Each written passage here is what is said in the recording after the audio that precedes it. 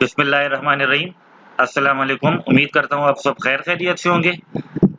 अच्छा बच्चे, पिछले क्लास में हमने फंक्शंस की लिमिट पर कुछ क्वेश्चंस किए थे। आज हम सीक्वेंस की लिमिट पर कुछ क्वेश्चंस करेंगे। तो एक बात तो ज़हन में रख लें कि आपको जिस तरह पिछली क्लास में हमने लिमिट के क्वेश्चंस किए थे, तो उसमें आपको पता था कि उसमें डिपेंडेंट वेरिएबल की जो वैल्यू है वो फलानी एक खास वैल्यू की तरफ अप्रोच कर रही थी। आपको ये बात क्लियर थी कि आपको ये बताया गया था कि लिमिट जो है उसमें जो डिपेंडेंट वेरिएबल है वो इस वैल्यू की तरफ अप्रोच कर रहा है, आप उसका लिमिट मालूम करें।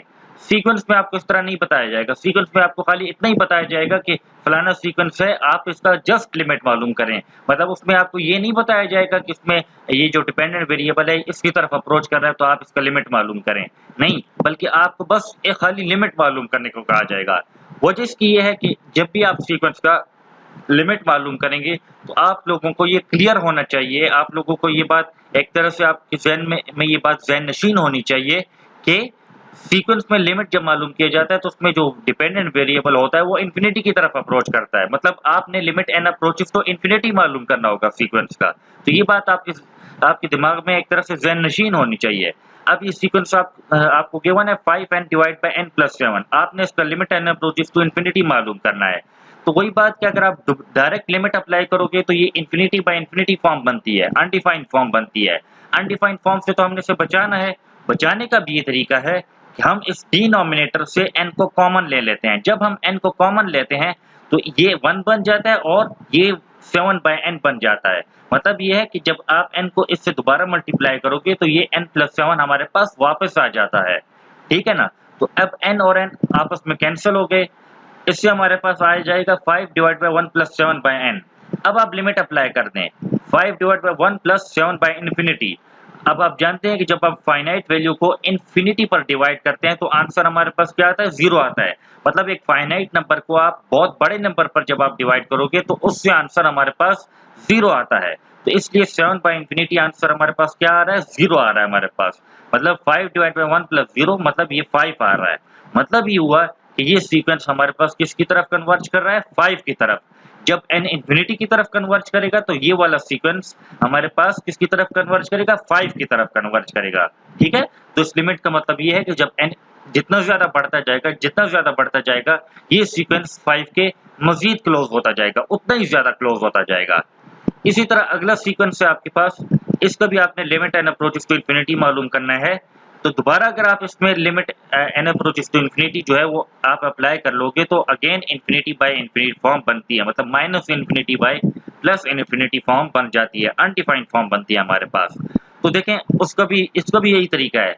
आप डिनोमिनेटर से भी और न्यूमरेटर दोनों से आप लोग एन को कॉमन ले लें। एन कॉमन लेंगे आप लोग तो ये हमारे पास क्या एक तरह से क्या हो जाएगा?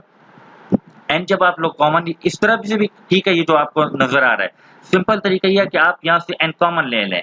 एन कॉमन ले लेंगे तो ये 4 बाय एन माइनस 7 बन जाएगा। और डिनोमिनेटर से जब आप कॉमन लेंगे तो ये बनेगा हमारे पास 8 बाय एन प्लस 1। तो एन और एन आपस में कैंसिल हो जाएंगे। ठीक है? और रह जाएगा हमारे पास 4 by n minus 7 divide by 8 by n plus 1। ठीक है? ये एन और एन आपस में कैंसिल होते हैं असल में। ठीक है? अब आप इस पर लिमिट अप्लाई कर लें तो ये लिमिट भी 0 हो जाएगा, ये भी मतलब 0 हो जाएगा और माइनस 7 डिवाइड बाय 1 हमारे पास रह जाएंगे। मतलब इसका लिमिट क्या आएगा? माइनस 7 आएगा। मतलब जब n इन्फिनिटी की तरफ जाएगा तो ये सीक्वेंस माइनस 7 की तरफ जाएगा। या n की वैल्यू आप जितना ज्यादा बढ़ाते जाएंगे उतना ही ज्यादा ये सीक्वेंस माइनस 7 के क्लोज होता जाएगा। ठीक है? अब हम आते हैं कंटिन्यूस फंक्शन पर। हमारे पास कंटिन्यूस फंक्शन से क्या मुराद है? कंटिन्यूस फंक्शन की मुख्तसर तरीन डिफिनीशन अगर आप ग्राफिकली जानना चाहते हैं तो ऐसा फंक्शन जिसके ग्राफ में कोई ब्रेक ना हो, ऐसा फंक्शन जिसके ग्राफ में कोई जंप ना हो, ऐसे फंक्शन को हम क्या बोलते होते हैं? कंटिन्यूस बोलते हैं। अगर कोई ऐसा फंक्शन जिसके ग्राफ में कोई ब्रेक हो या जिसके ग्राफ में कोई जंप हो, ऐसे फंक्शन को हम डिसकंटिन्यूस बोलते हैं, कंटिन्यूस नहीं बोलते हम लोग। तो आसान सी डेफिनेशन तो कंटिन्यूस फंक्शन की ग्राफिकली ये है कि उस फंक्शन के ग्राफ में ब्रेक या जंप नहीं होना चाहिए। जिस तरह फर्ज करें अगर हमारे पास एक फंक्शन आप ले लें 1/x, तो 1/x में जब आप लोग ग्राफ ड्रा करेंगे तो वो ग्राफ जब 0 पर आएगा तो 0 पर वो जंप करेगा क्योंकि 1/x 0 पर अनडिफाइंड है, तो इसलिए 0 पर उस फंक्शन का ग्राफ जंप लेगा। तो इसी वजह से 1/x 0 पर डिसकंटिन्यूस है।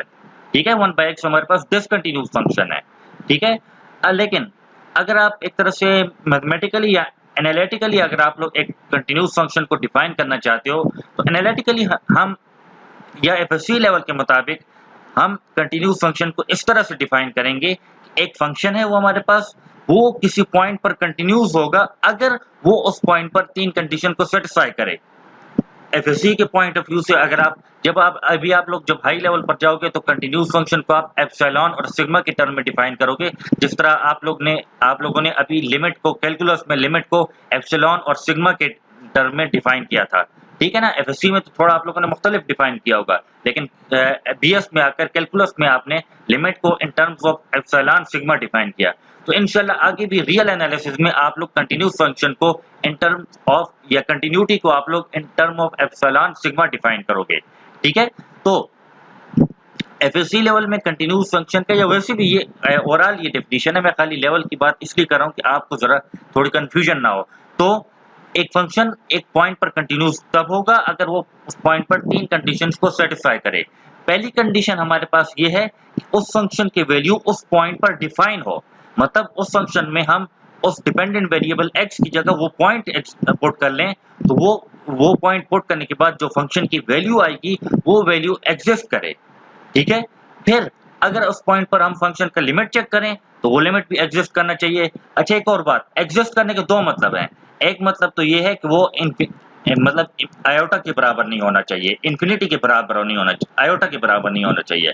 एग्जिस्ट करने का मतलब ये है कि वो वैल्यू या वो लिमिट आयोटा के बराबर नहीं होना चाहिए और दूसरा इन्फिनिटी के बराबर नहीं होना चाहिए। 2 मतलब हैं, मतलब एक तरह से एग्जिस्ट करने के। एक मतलब तो ये है कि वो वैल्यू आयोटा के बराबर ना हो और दूसरा कि वो वैल्यू इन्फिनिटी के बराबर ना हो। अगर ये 2 बातें मतलब नहीं होंगी, मतलब वो जो वैल्यू हमने मालूम करनी है, जो हमने लिमिट मालूम कर लिया, अगर ये 2 बातें हमारे पास नहीं आ रही तो मतलब ये हुआ कि वो वैल्यू या वो लिमिट एग्जिस्ट कर रहा है हमारे पास, ठीक है। तो इसलिए एग्जिस्ट करने का यही मतलब है कि वो वैल्यू आयोटा के बराबर ना हो और इन्फिनिटी के बराबर ना हो। तो ये लिमिट अगर हमारे पास एग्जिस्ट करे। अच्छा, एक और बात कि फंक्शन की वैल्यू डिफाइन होना और फंक्शन की वैल्यू एग्जिस्ट होना में फ़र्क है एक तरह से। देखिए, जब हम कहते हैं ना कि limit x approaches to c, तो बहुत सारे लोग ये सवाल करते हैं कि लिमिट अगर एक फंक्शन की वैल्यू उस पर डिफाइंड नहीं है, लेकिन तो फिर उस फंक्शन का लिमिट कैसे एग्जिस्ट कर रहा है उस वैल्यू पर।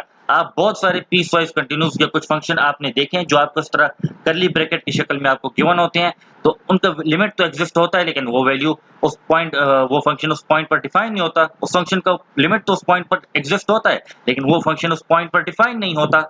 तो देखें, इसका मतलब ये है एक्चुअली जब हम लिमिट मालूम करते हैं ना, तो लिमिट का मतलब तो यही होता है ना कि वो वैल्यू अप्रोच कर रही है।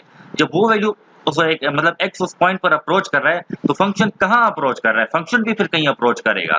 लेकिन जब हम एक फंक्शन की वैल्यू कहते हैं कि डिफाइन है, तो हम देखते हैं कि उस फंक्शन f की वैल्यू एग्जैक्टली उस पॉइंट पर क्या है, उस फंक्शन की वैल्यू एग्जैक्टली उस पॉइंट पर क्या है, ये हम चेक करते होते हैं डिफाइन होने में। जब हम कहते हैं कि x अप्रोचेस टू a, इसका मतलब ये होता है कि x जो है वो a की तरफ अप्रोच कर रहा है। लेकिन जब हम कहते हैं कि x बराबर a है के, तो मतलब यही होता है कि x एग्जैक्टली बराबर इक्वल टू a है। मतलब हमने फंक्शन की वैल्यू जब डिफाइन होने की बात की तो हम देखते हैं कि फंक्शन की उस पॉइंट पर एग्जैक्ट वैल्यू क्या है, और लिमिट में हम चेक करते हैं कि अगर वो डिपेंडेंट वेरिएबल उस पॉइंट की तरफ अप्रोच कर रहा है तो फंक्शन कहाँ अप्रोच कर रहा है, ये बातें हम चेक करते हैं। तो अगर ये जो हम चेक करते हैं कि लिमिट में जो हम ये चेक करते हैं कि डिपेंडेंट वेरिएबल जहां पर अप्रोच कर रहा है तो फंक्शन कहां अप्रोच कर रहा है, एक ये बात जब हम चेक करते हैं। दूसरी बात ये कि फंक्शन की वैल्यू एग्जैक्टली उस पॉइंट पर क्या है, ये बात हम चेक करते हैं। अगर ये 2 बातें एग्जिस्ट हो जाएं, ठीक है, डिफाइन भी हो एग्जिस्ट भी हो जाएं, फिर तीसरी बात ये हो कि ये दोनों बातें बराबर भी हों, मतलब ये लिमिट और फंक्शन की वैल्यू उस पॉइंट पर बराबर भी आए। अगर ये 3 कंडीशन सेटिस्फाई हो जाएं तो फिर हम बोलते होते हैं कि ये फंक्शन उस पॉइंट पर कंटिन्यूस है। पहली कंडीशन दोबारा से बता दूं कि उस पॉइंट पर फंक्शन की वैल्यू डिफाइन हो। दूसरी कंडीशन ये कि जब उस फंक्शन का लिमिट उस पॉइंट पर एग्जिस्ट करे, और तीसरी बात ये कि लिमिट और वो फंक्शन की वैल्यू उस पॉइंट पर आपस में क्या हो, बराबर हो एक तरह से, ठीक है। अगर ये 3 कंडीशन सेटिस्फाई हो जाएंगी तो हम कहेंगे कि ये फंक्शन उस पॉइंट पर कंटिन्यूस है। अब इस पर क्वेश्चन है, क्वेश्चन में हमें कहा गया है कि आप ये तमाम प्रॉपर्टीज इस्तेमाल करें और चेक करें कि ये फंक्शन गिवन पॉइंट पर कंटिन्यूस है या नहीं है। तो हमें कहा गया 2x - 3 को चेक करें कि x = 3 पर ही कंटिन्यूस है या नहीं। पहली कंडीशन चेक करते हैं, कि आया उस पॉइंट पर फंक्शन की वैल्यू डिफाइन है या नहीं। उस फंक्शन में हम क्या करते हैं, x की जगह 3 पुट कर लेते हैं। जब हम x की जगह 3 पुट करेंगे तो हमारे पास क्या आएगा, हमारे पास आएगा 2 × 3 - 3 मतलब 6 - 3 विच इज इक्वल टू 3। मतलब उस फंक्शन की वैल्यू पॉइंट 3 पर 3 आ रही है, जो कि डिफाइन है, जो कि एक रियल नंबर है, डिफाइन है, एक तरह से एग्जिस्ट करता है 3 हमारे पास। फिर हम उस फंक्शन का लिमिट जब चेक करते हैं तो उस फंक्शन का लिमिट भी उस पॉइंट पर क्या आता है, 3 आता है हमारे पास, जो कि एग्जिस्ट करता है। और तीसरी कंडीशन भी सेटिस्फाई हो रही है कि फंक्शन की वैल्यू उस पॉइंट पर और फंक्शन का लिमिट उस पॉइंट पर, ये दोनों आपस में बराबर हैं। फंक्शन की वैल्यू भी उस पॉइंट पर 3 आ रही है और लिमिट भी उस पॉइंट पर 3 आ रहा है। मतलब ये हुआ तीन कंडीशन सेटिस्फाई हो रही है, तो ये फंक्शन 2x - 3 पॉइंट 3 पर कंटिन्यूज है हमारे पास। ठीक है, इसी तरह आप g of x = 3 - 5x को भी इसी तरह चेक कर सकते हैं। ये 1 पर कंटिन्यूज है, इसकी वैल्यू भी 1 पर डिफाइन है और इसका लिमिट भी 1 पर एग्जिस्ट करता है और दोनों आपस में बराबर भी हैं हमारे पास। ठीक है, अब आप देख लें h of x = 2 / x - 5। अब आपको अंदाजा तो हो गया होगा कि ये फंक्शन 5 पर कंटिन्यूज नहीं है। क्यों कंटिन्यूज नहीं है? क्योंकि ग्राफिकली इस फंक्शन की 0.5 पर ये आएगा, मतलब जंप आएगा। लेकिन आप उन 3 कंडीशंस के मुताबिक चेक कर लें तो पहली कंडीशन ही इस फंक्शन के लिए कंटिन्यूटी की सेटिस्फाई नहीं होती, क्योंकि आप इस फंक्शन h of x में x की जगह आप लोग जब 5 पुट करेंगे, जब आप लोग इस फंक्शन h में x की जगह 5 पुट करेंगे तो ये क्या आएगा, 2 / 5 - 5 मतलब 2 / 0 आएगा, अनडिफाइंड फॉर्म आएगी एक तरह से। ठीक है, लिमिट को तो हम शायद किसी तरीके से अनडिफाइंड फॉर्म से बचा ही लें, लेकिन फंक्शन की वैल्यू को उस पॉइंट पर अनडिफाइंड फॉर्म से हम नहीं बचा सकते। लिमिट तो हम किसी न किसी तरह से तो अनडिफाइंड फॉर्म से बचा लेंगे, लेकिन इस फंक्शन की वैल्यू को हम उस 0.5 पर अनडिफाइंड फॉर्म से नहीं बचा सकते। तो मतलब इस फंक्शन के लिए पहली कंडीशन ही नहीं सेटिस्फाई हो रही कंटिन्यूटी की, बाकी दो सेटिस्फाई होती हैं या नहीं होती, लेकिन पहली कंडीशन जब सेटिस्फाई नहीं हो रही मतलब ये हुआ कि ये फंक्शन 0.5 पर डिसकंटिन्यूस है। ठीक है, अगर आप इसकी डोमेन से 5 निकाल लो तो फिर तो ये कंटिन्यूस बनता है। ओवरऑल ये फंक्शन क्या है, डिसकंटिन्यूस है, मतलब 0.5 पर इसके फंक्शन के ग्राफ में जंप आता है, ब्रेक आता है एक तरह से।